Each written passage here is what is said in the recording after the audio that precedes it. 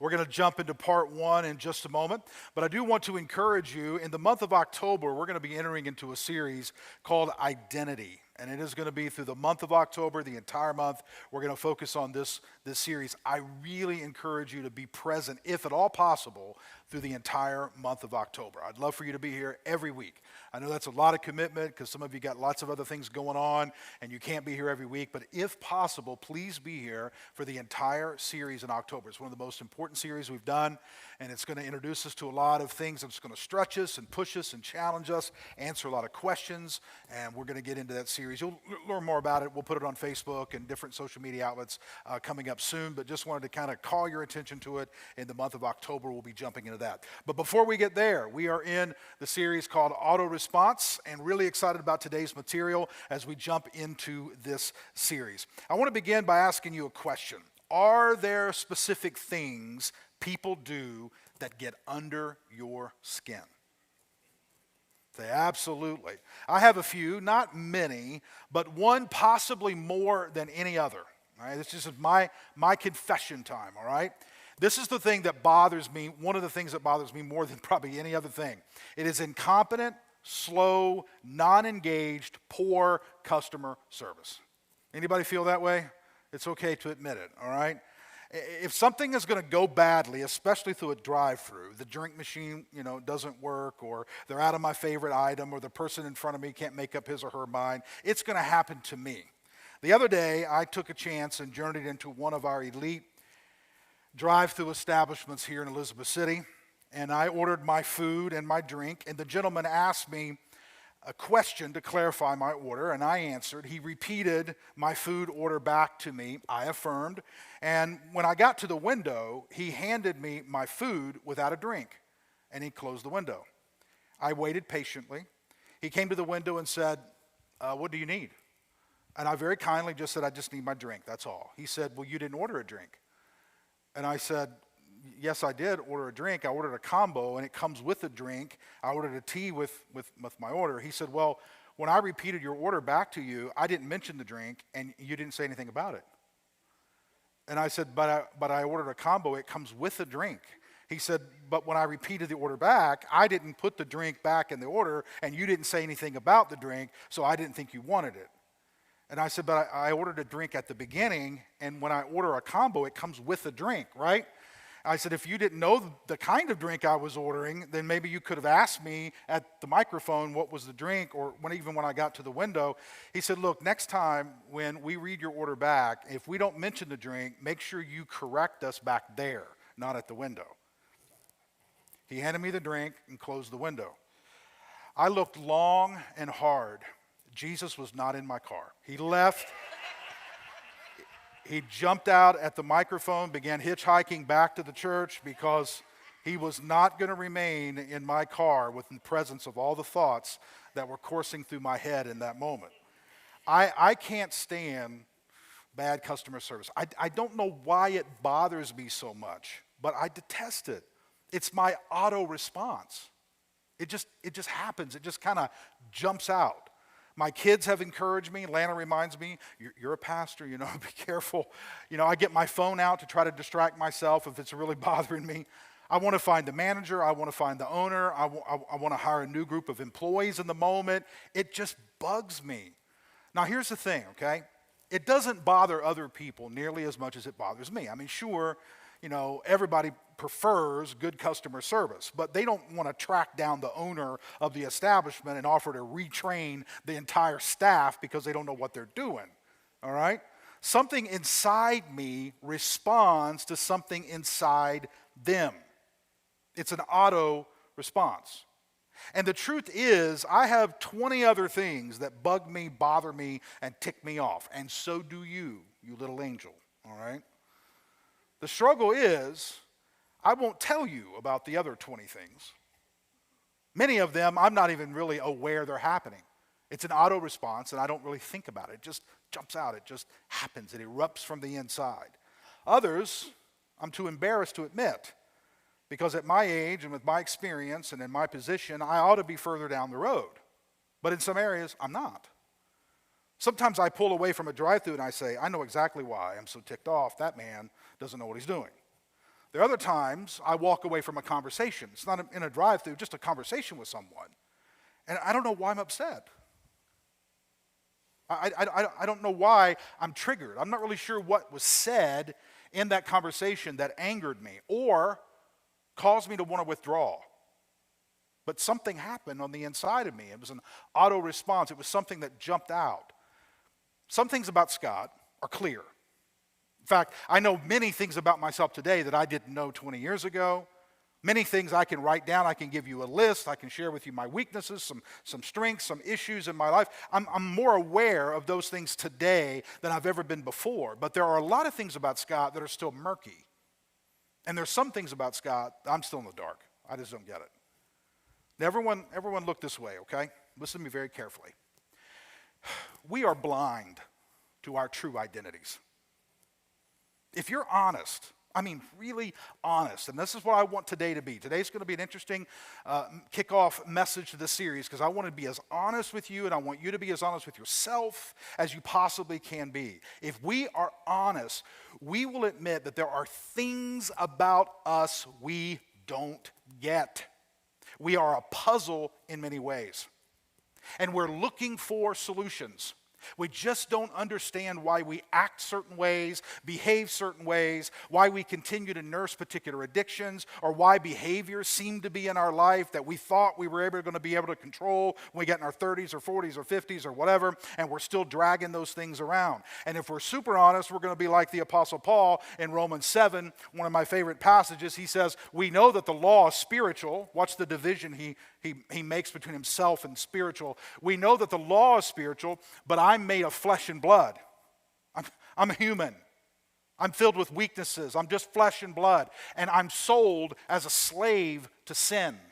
Like there's a master over me, someone controlling me. And I love this line, I don't know what I'm doing. You ever felt that way? I don't know what I'm doing because I don't do what I want to do. Instead, I do the thing that I hate.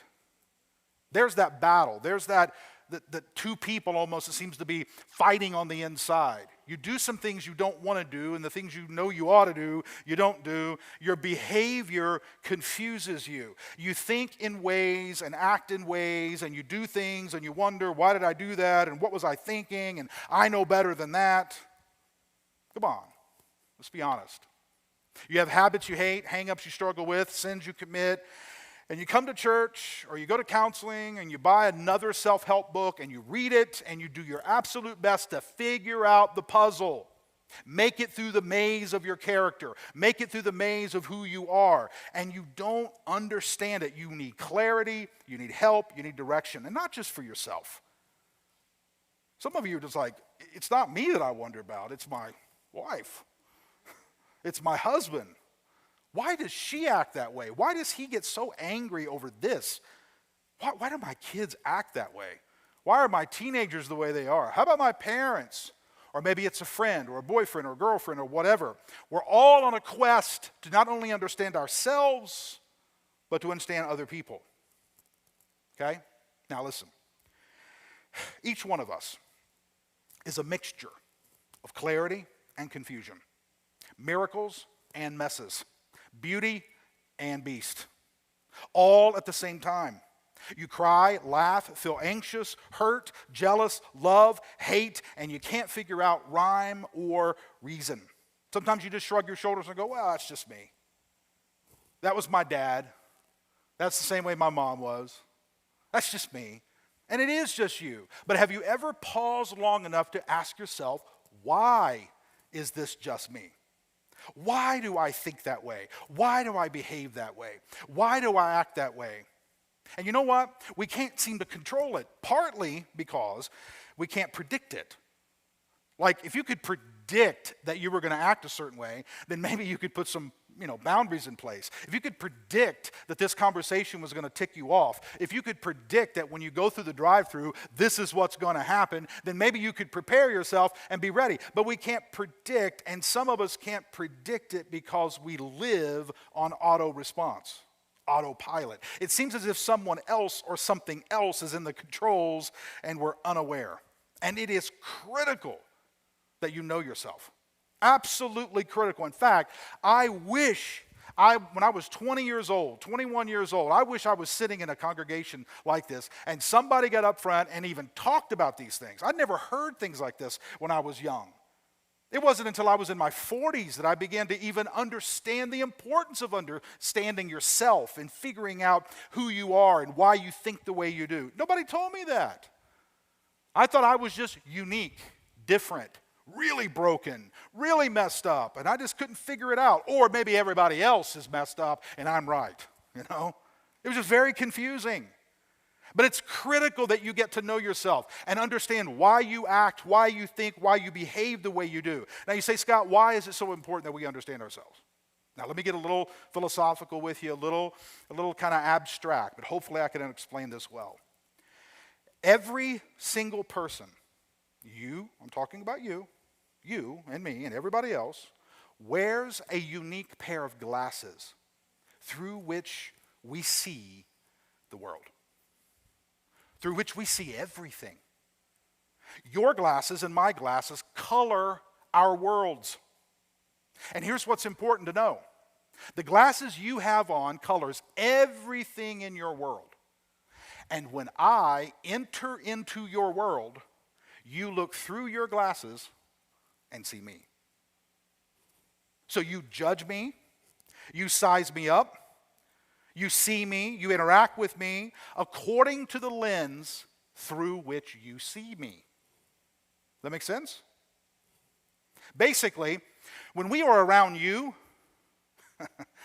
you see me, us, you judge us, our attitudes, our behaviors, our ways of thinking, everything through the glasses that were placed on you, that you put on, that were formed and shaped in your life. And most of us do not question the lenses through which we see the world because we think how I see the world is the way the world is. Because we assume the way we see the world is the right way. And we don't even realize that we're looking through these glasses and judging everybody based on the hue, the color that these glasses have. And this is so important. This is what took me so long to understand. We have little to no clue how our traumatic childhoods, our warped religions, our learning disabilities, our sexual abuse, our verbal abuse, the poor decisions we made when we were younger, or the poor decisions somebody else made for us, we have no idea how all those experiences created the lens through which we see everything. Most of us are self-ignorant. And this is a problem, huge problem. Ian Cron writes this. I love this quote. I read this a few years ago, and I kind of tucked it away. He says, as long as we stay in the dark about how we see the world and the wounds and beliefs that have shaped who we are, we're prisoners of our history. We'll continue, he says, going through life on autopilot, doing things that hurt and confuse ourselves and everyone around us. Eventually, we become so accustomed to making the same mistakes over and over in our lives that they lull us to sleep. We need to wake up. And one of the goals that I have for today's message and this series is to wake us up.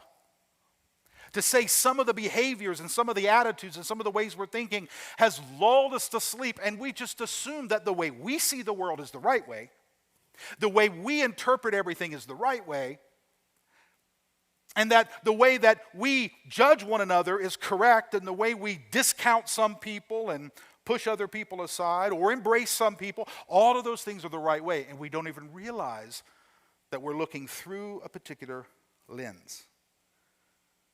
You know what's interesting? The lens through which you look, you also see Scripture that way.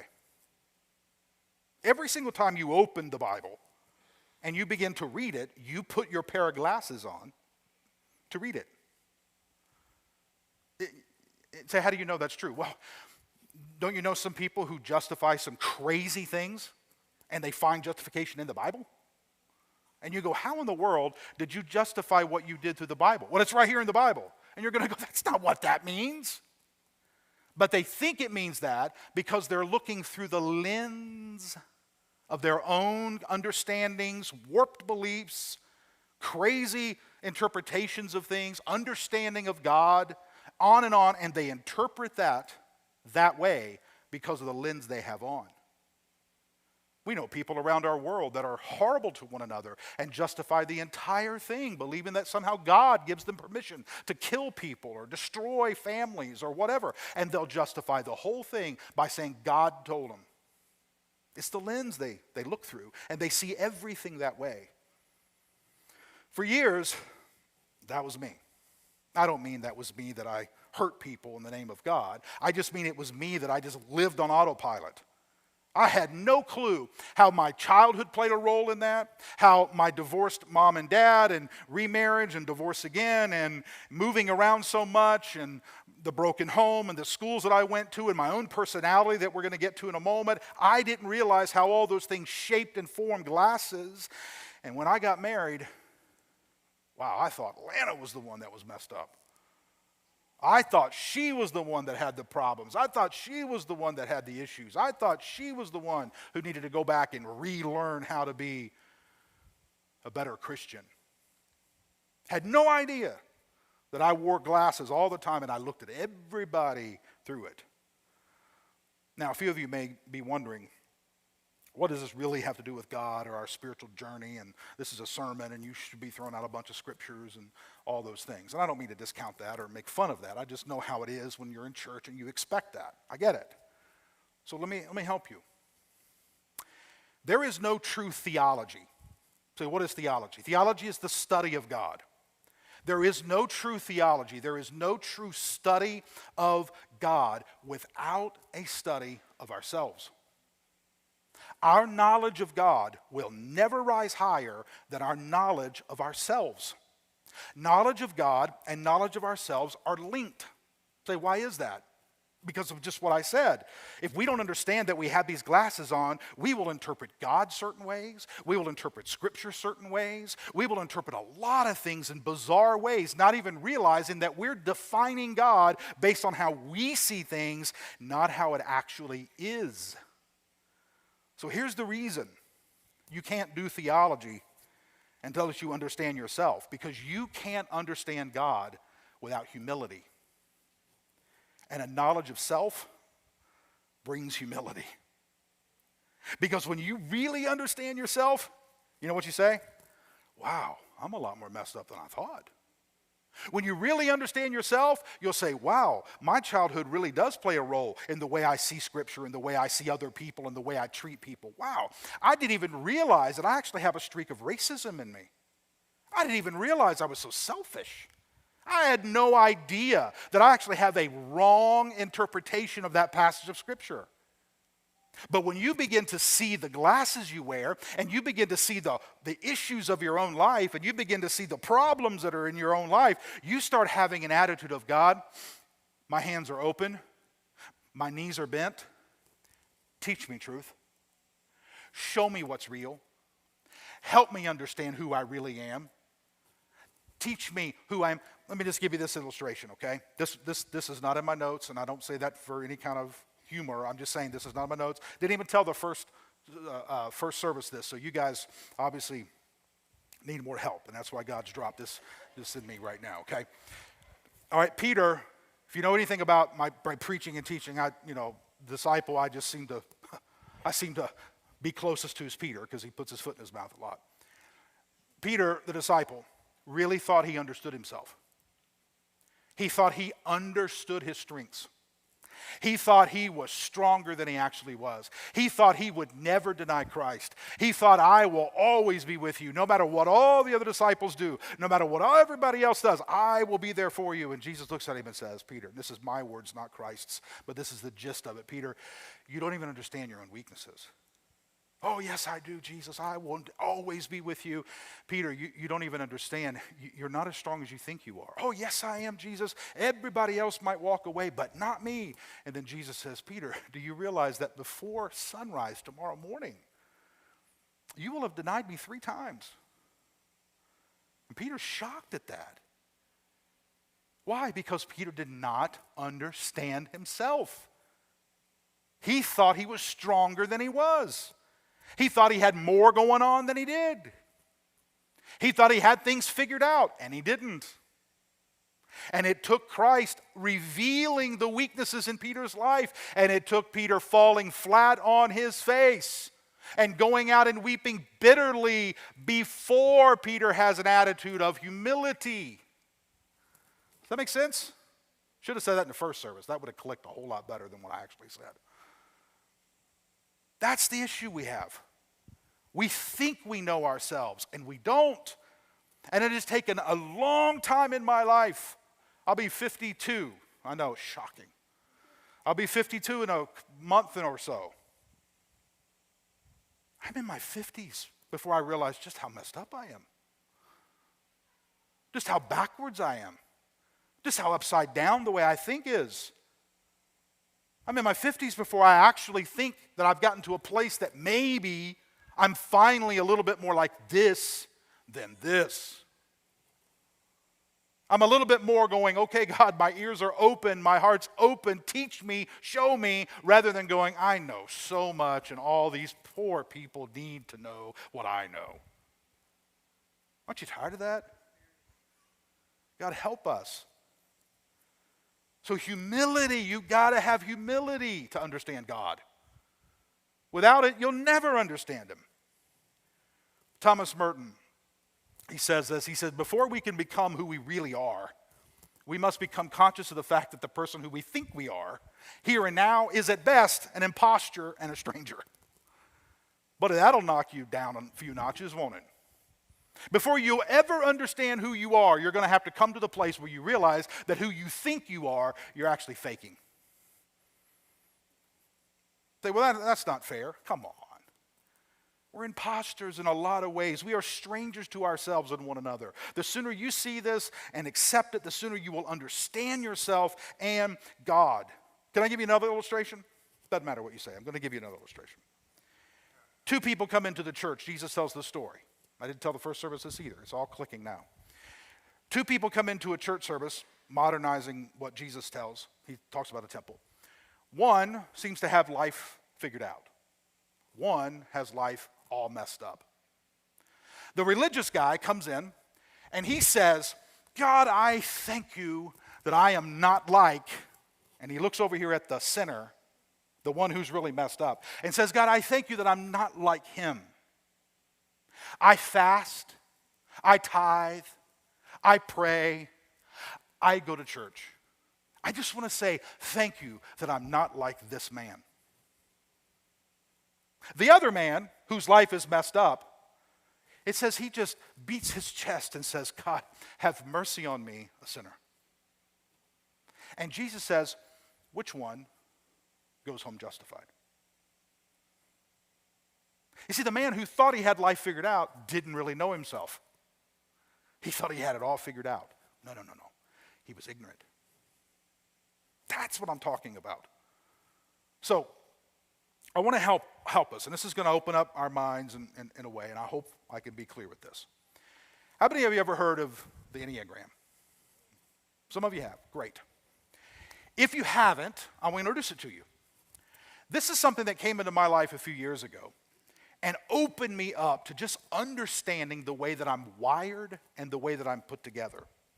You fit, every single person fits into one of these 9 personality types. It matters little if you agree or disagree. It matters little if you think graphs like this are bunk. Typically, those who think graphs like this are not really helpful is because they have a particular personality within the graph, and it causes them to think that way. Okay, that's just what I found. It matters little if you think this is anti-spiritual. It isn't. It's eye-opening to how we're wired and put together. The reality is you and I and our weird uncles and strange spouses and husbands and wives and kids, we're somewhere on this gram. I'm there, you're there. Each one of these is assigned a number, 1, 2, 3, 4, 5, 6, 7, 8, 9. And discovering where you fit, understanding what makes you tick, how you think the way you do and why you think the way you do, I'm telling you it will answer a lot of questions, it relieves a lot of pressure, it eliminates a lot of stress. You say, how is that? Because you cease to be so mysterious. You see, a lot of us think we're so mysterious. I know I did for a long time. I thought I was so different than everybody else. Nobody's like me.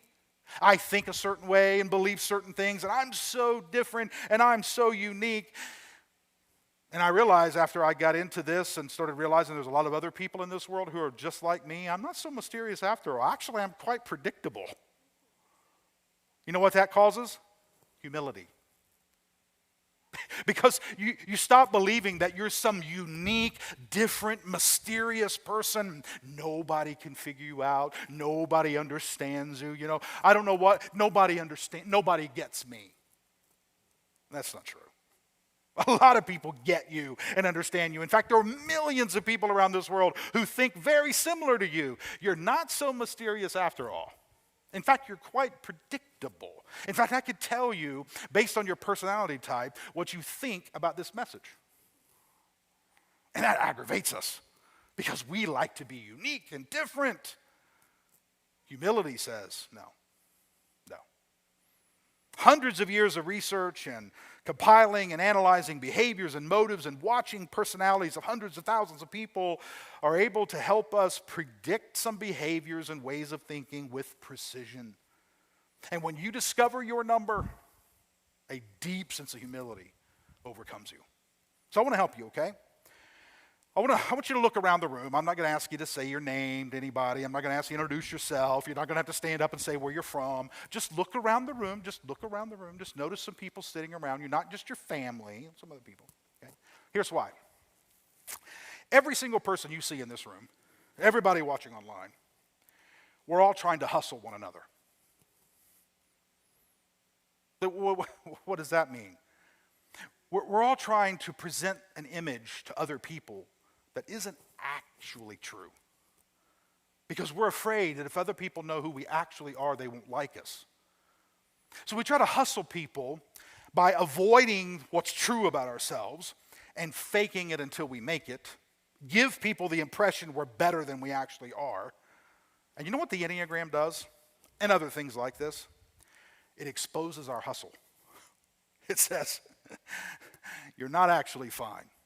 Here's an issue, here's an issue, here's an issue. And you're like, it's like they lift the curtain in your life and kind of reveal what's behind the scenes. And then you go, well, that's not fair. I thought I was so unique. Well, you're not that unique. So here's what I want to do for the balance of this message, all right? I'm going to give you something very unique. I promise most of you have never had a sermon like this, ever presented to you like this in your life. All right? What I want to do is I just want to run, because this is just kind of opening up the series. I just want to run through these 9 personality types real quick. We're not going to get into the detail. I just want to familiarize yourself with these 9 types.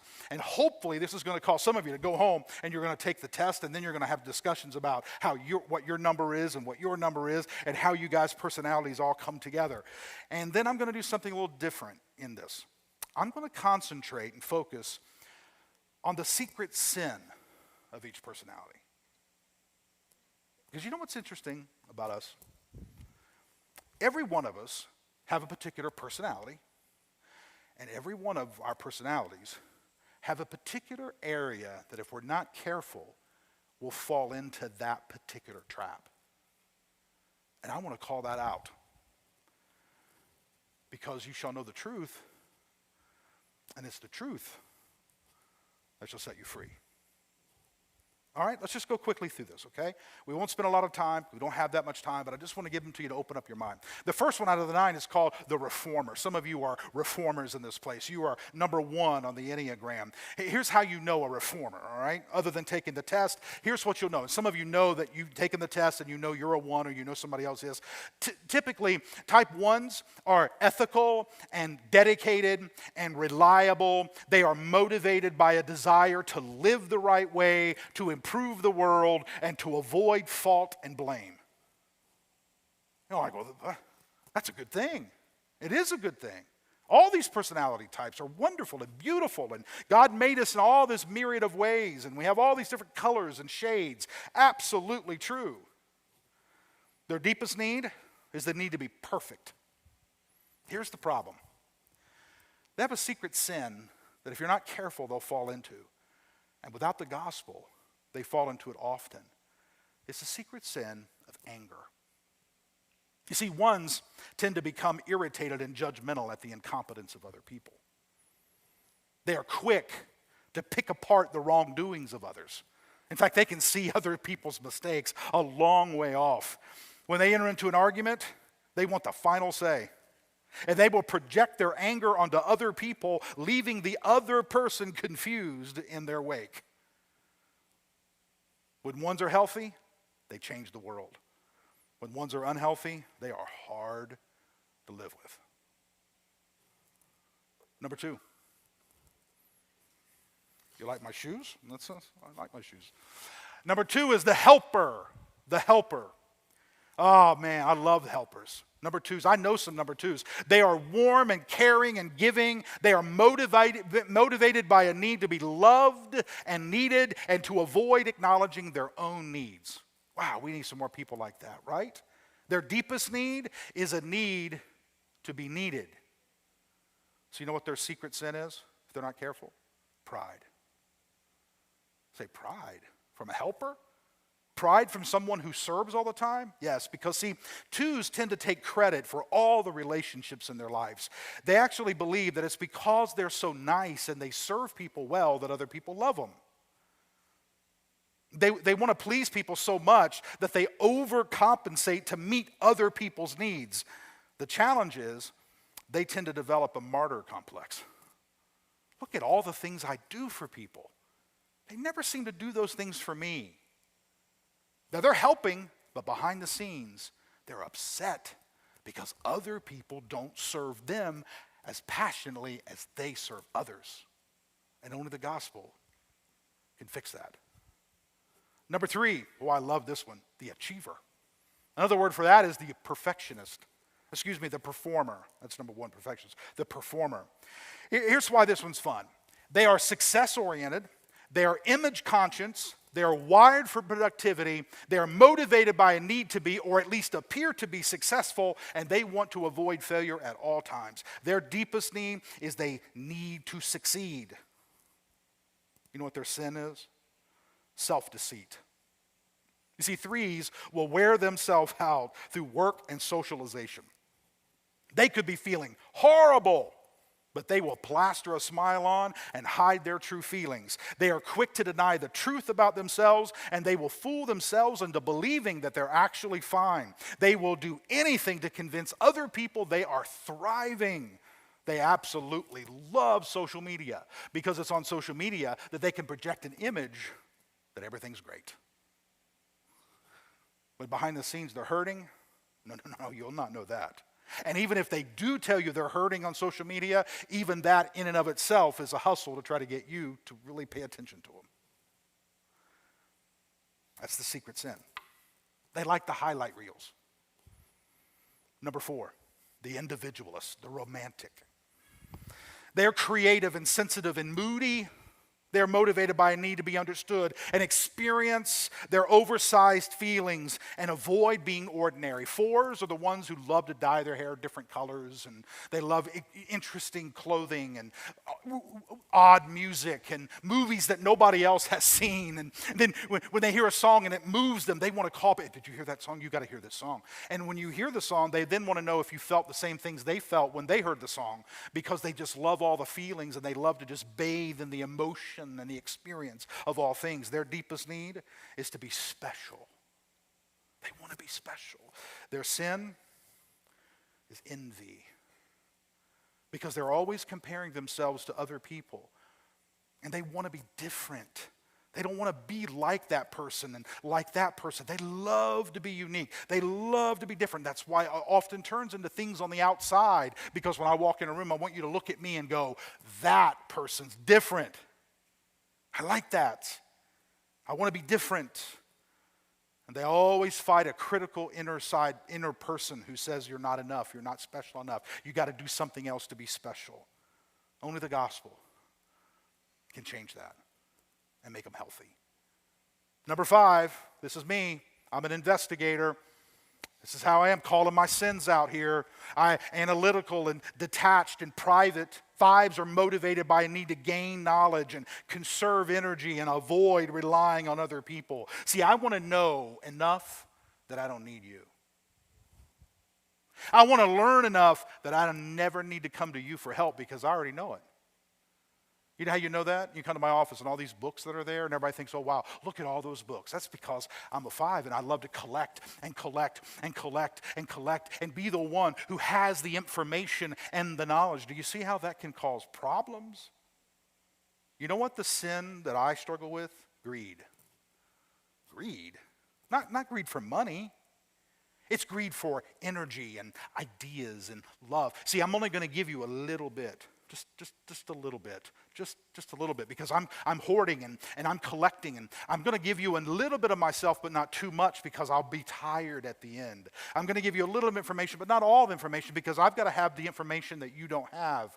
Someone came up to me at the end of the first service and said, it sounds like the 5s are kind of like Gollum. You know, my precious, right? If you know that, the movie, Lord of the Rings. Yeah. We 5s, we tend to withdraw in isolation and reclusiveness. We avoid others, sometimes for weeks. We can quit social media, drop of a hat. Forget it all. I don't need any of you people. I am elite. I'm better. I'm smarter. You see how pride can slip into all that? Number 6, the loyalist. Committed and practical and witty. They are worst case scenario thinkers, though. They're motivated by fear and a need for security. Their deepest need is the need for security. Their secret sin? Fear. They're always afraid bad things are going to happen. The sky is falling, and it's not falling. Well, it will fall soon. Just hang on. Bad things are going to happen. I promise you they will happen. In fact, I can tell you 10 other people that bad things have happened to them this week, and I'm probably going to be the 11th person. Bad things are going to happen. Fear. Number 7 is the enthusiast. I love 7s. 7s are partiers. 7s want experience. 7s are always wanting the thrill of life. In fact, they will take chances just to experience the rush of emotions that come from this ride or this experience or that experience. They're spontaneous and adventurous. They're motivated by a need to be happy. They to plan stimulating experiences and avoid pain. They hate pain. They don't want to deal with deep things. They don't want to talk about their childhood. They don't want to talk about why the divorce happened. They don't want to talk about the issues that went on earlier. No. Just pass me something else to drink. Take me to another party. Let's go somewhere else. You know what their sin is? Gluttony. Give me more, give me more, give me more, give me more, give me more, give me more, give me more. And they will often fall into drugs and alcohol in excessive amounts because they're trying their best to numb themselves to reality. Number 8, the challenger. Man, the challengers. These are the guys and girls that often will be CEOs and business owners. Some of them are presidents. Some of them have started huge companies. You know why? Because they're the challenger. They challenge everything. They know how to do it, not you. They know how to do it. They can do it better than you can if you'll just give them a shot. Give them the steering wheel. They'll drive you somewhere you've never been before. They're often forceful when they deal with other people. They adopt black and white thinking. There's no gray areas. It's this way or this way. They possess a superiority complex. They give others rigid requests and ultimatums. Either you do it this way or get out. That's an 8. It's a challenger. They are blindsided to sympathy and empathy. Sympathy. You ain't got no time for crying. What are we crying about? There's no crying in baseball, right? Remember that line? There's no crying in baseball. What are you doing? We got a game to play. We got things to do. Come on, snap out of the emotion. Their secret sin is lust. Not sexual lust, but an addiction to intensity. Come on, let's go. Let's take the world and change it. The last one, the peacemaker. Peacemakers are interesting. They're pleasant and laid back and accommodating. They're motivated by a need to keep the peace. I just want everybody to get along. Can we all just get along? Come on. Why do we have to fight and argue over the time? Let's just get along, all right? Well, I know, but I know you're right and you think you're right, but let's just all get along, okay? And the goal is to keep themselves at peace. They want other people to merge together. Let's just avoid conflict. Let's not even talk about who's right or who's wrong. Let's just all get together and let's just love one another. Their deepest need is a need to avoid. And their sin, very interesting, sloth. It's just a lack of energy. Come on, guys. It's really not that big of a deal, is it? I mean, come on. They struggle with chronic procrastination, lethargy, and inactivity. They possess an indifferent outlook toward life. They repress anger and frustration. They don't want to deal with these things. Folks, you fit somewhere. I fit somewhere. You're not as mysterious as you think. You're much more predictable than you ever realized. And when you come to the understanding of who you are and how you're wired and how your wife and how your kids, in my home, we often will go, oh, now that's a 1. See, Lana's a 1. Lana's a 1. I'm a 5. Very interesting. Evan, my son, he's a 4. Ashton, my daughter, is a 6. Cameron's an 8. And we actually process that and see how we think and behave and act, and it just helps so much. So much. When you figure out how you fit, questions about yourself get answered, and confusion begins to clear up, and you start to see yourself and other people as not being nearly as mysterious. And so where do we go from here, Scott? One more verse. We're going to close. I love this from the Message. Psalm 139. Oh, yes, God. You shaped me first inside, then out. You formed me in my mother's womb. I thank you, high God. You're breathtaking. Body and soul, I am marvelously made. I worship in adoration. What a creation. You know me inside and out. You know every bone in my body. You know exactly how I was made. Bit by bit, how I was sculpted from nothing into something. Like an open book, you watched me grow from conception to birth. All the stages of my life were spread out before you. The days of my life all prepared before I even lived one day. God formed you. He formed me. He sculpted you. He sculpted me. He chiseled you. He chiseled me. You are marvelously made. You are fashioned and molded into the person you are. And the more you understand how you're put together, the more you'll understand some of your auto responses. And the more you understand yourself, the more you'll understand why you act and think and behave the way you do, and the more you will understand your sins. Your attitudes, your temptations, your pet peeves, your desires, your lusts, your cravings, not so that you can justify it, but so that you can understand it and drag it to Jesus and say, this is how I am. Change and mold and make me into more like you. And then maybe, when you understand yourself and God more,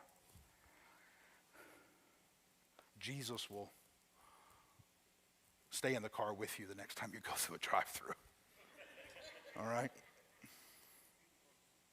Let's pray. Father, here we are.